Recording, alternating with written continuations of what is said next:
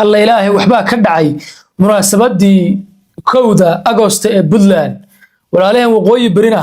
si la yaqaan oo la yaqaan ayay noogu camireen tol jira Allah idan ka dhigo walaal ba intaasna laga helaa xataa waxay noo soo direen taliyihii salansaarka ra'iisul wasaare Xamse siiyay Marshal Jaamac Shire ama gaashaanla Jaamac Shire oo maanta horkacayay cutubiyadii ciidanka badda Puntland ee marayay fagaarihii kowda August degaan ahaan waxaan ka soo jeedaa waqooyi bari ama SSC hadda saa u taqaan waa ka soo shaqeeyay waxaana ragga saraakiishii halganka qaybta ka ahaa muddan joogay waad arkaysaa inay ra'iisul wasaaraha imaatinkiisii in aanu salaanta bixinayay Puntlandna waa maamulkaygii wey waa meesha wax ku bartay waa meesha aan ma taqaanay waxa weeye intii ay Soomaaliland haysatay ilaa 2007 ilaa 2013 aan ka shaqeynayay marka waa maamulkaygii labaad aad iyo aad baan ugu faraxsanahay xuska 28 guurada ah ee kowda August inaynu maanta halkan ku xusayno farxad iyo waxa noo tahay runtii sharaf inaynu halkan ku wada kulanno especially waa takhasus gaar ah oo loo sameeyo ciidamada waxaan loo carbiyaa shakhsiyaad gaar ah oo ka bixi karaya لأنه واحد دريمي سهدر وأضغياسي كرتا واحد ماشي ببلوشن شوغا قفكو مركا وحن نقول إنسان إنه سنسكود حياعن أو يعني تيسو يسووتو سلف كفر دسيولي يا كلسوني مركا حلاشة قارة الله سمية ما يواسم إني عادت هاي ودريمي سا أو عن قفل بس مين كرين وحين دارنت هاي حرفة هان مركا ما هرت عيد مدوا الله وضبرا أما سراكيشة وحلو برا كلية دلو وضبرا لكن especially waxa shakhsiyaadka gaarka ama inta badan anigu ka soo hormuuqda iyo shakhsiyaad kale waxa weeye waa wax khuseeya yaani marxaladda qofka maanta oo kala marka la joogo qofka farxadda ka tiro badanaysa ummadda population-ka inta tiro leeg buu soo dhaxgalaya kadibna waxay noqonaysaa marka qofka inuu isku dhaxyaaco soo marka sidaas ta keenaysa in dad gaar ah ay bixiyaan mar walba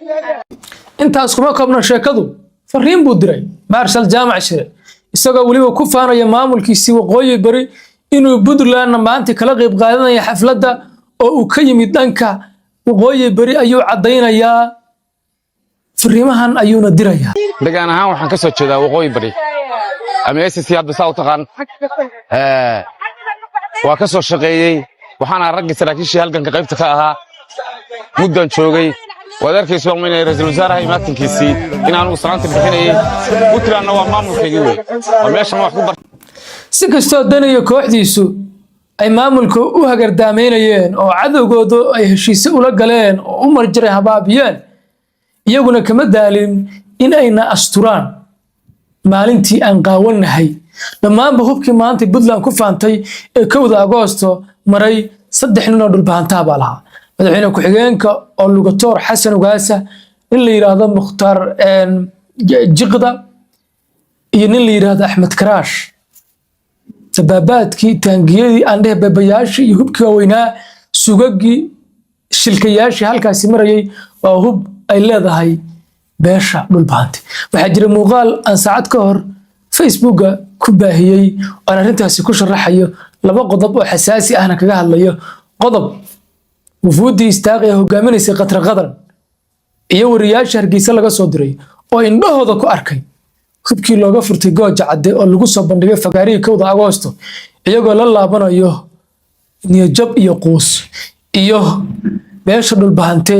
oo Puntland ka dhistay munaasabadii kowda Agoosto sawir qurux badan ah halkaasi ay ka bixiyeen ciidamadii waqooyi bari ee firdhiye ugu deeqay Puntland labadaas qodob halkan idin kula wadaagi doona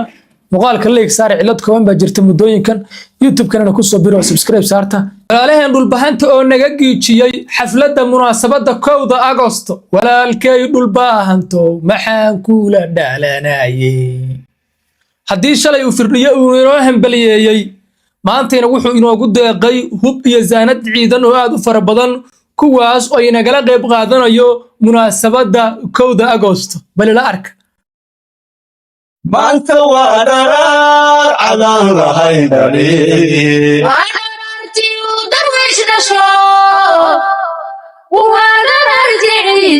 munaasabadda kowda Agoosto hubka waaweyn ee maamulka Puntland ku faanayo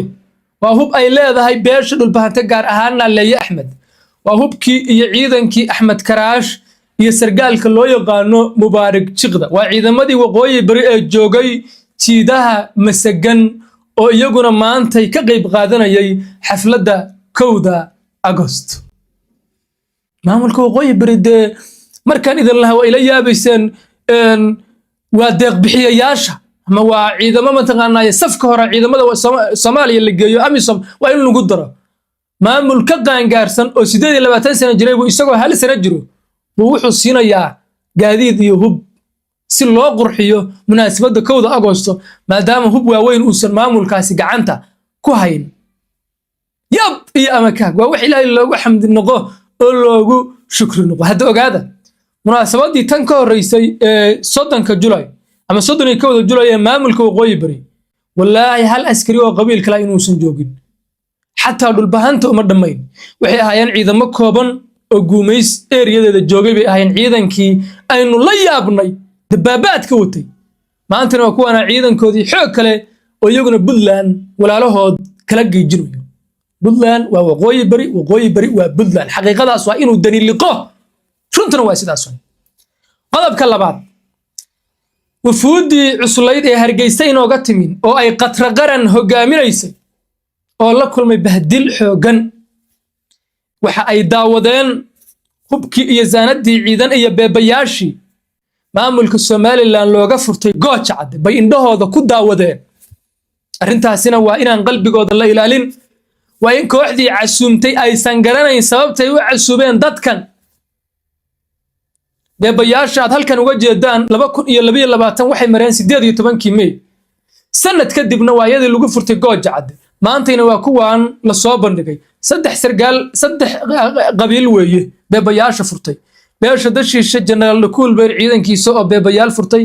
beesha Herbiciid Yahan oo iyaduna furatay oo soo bandhigtay iyo beesha Naaleeye Axmed oo iyaduna ku soo bandhigtay maantii 1 Agost haddaba su'aashu waxay tahay hadiiba qalbiyadooda la ilaalin waayo wufuudii cuslayd ee qatra qaran hogaaminaysay ee Hargeysa la inooga soo diray oo indhahooda ay ku daawadeen hubkii iyo ciidankoodii la ihaameystay ee lagaga furtay Gooja Cadde maxay ahayd ujeedada ay u wacdeen kooxda madaxtooyada Puntland ee dhalinyaradan sidaas u bahdishay haddii ujeedku ahaa dhulbahantaha lagu xumeeyo dhulbahanta iyagii baaba ina caawinayo oo ciidanna siinayo si madashan u qurux badnaato haddii ujeedku ahaa mataqaanaayay aynu iska dhisna ciro hadde ka guuro qanjo u guuro hadde dadka qalbiyadooda waa la ilaaliyaa hubkii beesha isaaq laga furtay baa tusteen ilaahay xilligan kooxdii madaxtooyada ay casuumtay dhalinyaradaas BK qadra qaran iyo wixii la mid ah iyo wariyaalba ma garanayaan sababta ay u casuumeen sababta ay dhalinyaradaas qalbiyadooda u ilaalin waayeen ma garanayo nabar xaq daraan leeyahay dhalinyaradaas masaakiinta la soo lugooyay tacsibaana idin diraya wax meesha maraya oo dhan waa hubkii sanadii ciidan ee maamulka Somaliland ama beesha isaaq looga furtay Gooja Cadde harti isartay dadkan waa la yaabayso ku dhex wareereysaan hadda idinku is dhahdaan ma jeerteen ba meesha joogo war ma jeerteen meesha waxba kama ahanba wax meesha maray waa hartigi kale maxaa xal ah hadda idan ka ahayd siyaasad aad ku kala jabinaysaan suurta gali mayso waa tan maxaan sameynaa marka isaaqo walaalayaal bal tala keena wax la sameeyay lama garanayo wafdigii oo waxaan idin soo diraynaa qalbi jabsan oo Garowe ku soo arkay beebayaashii iyo hubkii laydan ka furtay baan Hargeysa idin ku soo diraynaa danina kala xisaabtamayay cidii casuuntay dhalinyaradaasi ee keentay Garowe iyaga waa in lagu la xisaabtamo labadaas dhacdo waa muhiim inaan sheegaan waxba ma qarin karo Ilaahay baa Ilaahay runtana waa in la sheego waxaan halkan fariin uga dirayaa kooxda dani ee maamulka waqooyi bari maalin kasta cayn jiray ama carjana jiray ama beesha dhulbahanta cayn jiray maxay dareemayaan maanta haddii aan cudud lahayn oo awood lahayn oo dhulbahanta awood iyo cudud idin yahay maxaad ku haysateen talow maxaad ma taqaanay miidiyaha inta lacag u siisay daniyow ciyaalkan qaaqlayaasha ay u ihaamaysanayeen muxuu ahaa ujeedkiinu ma garan kartaan waayo waxaad tihiin dad qalbadu jaban tahay waxaad tihiin dad meel laga jiro iyo waxay sameynayaan aan garanayn xataa martidii idiin timid baad qalbiyadooda ilaalin weyday oo almiina waxaydana beebayaasha qarisaan hayo ma taqaanay waxaasi waa dagaal maskaxiyan ah waayo waa kuwana maanta iyagoo marodilaaca aynu diyaaradda saareen halkaas waxa ku soo fashilmay laba qodob ciidii dhulbahante iyo maamulka waqooyi bari way burburtay oo maamulka waqooyi bari isaga in caawinayo oo walaalaheen madaxweynahooduna على الكوسي دم له عدة عقدة قبتنا إنك عن نقول بدلنا مدعيين نبى وعنا نقول عقدة لو لوادي ما ملوحة قانقاره وقوي بريو هذا هالسنة جرتي وأكون عيدنا نقول يقرشها اللي بعده كوحدة الدنيا وجدك كلها يلا هذا ما قرنا يعني يردي ساق عسومين أو واحد عسومين حتى لما قرنا يوم حقها وجدك what is the interest وكجري معاه ما قرنا يعني أن هلا موجي أن ما تغني بدلنا يسمعنا هالشيء هذا أهيد بدلنا باب العاونة هذا أهيد البهانتا لو إحنا البهانتا يجي لو إنك لقي بقاضني مدحيني وقوي برنا وينوهم بلي ما قرنا النتيجة ده حتى ما يصير لنا قلب يدعي الكاس أي كانان يدلنا راس أي كانان ما يلا لا وضع صقضب وإلا كنت ولا وضع قضاء دود يبعد يسلك يدو كفر يدو هذا اللي نسلا يبالك ساجكتان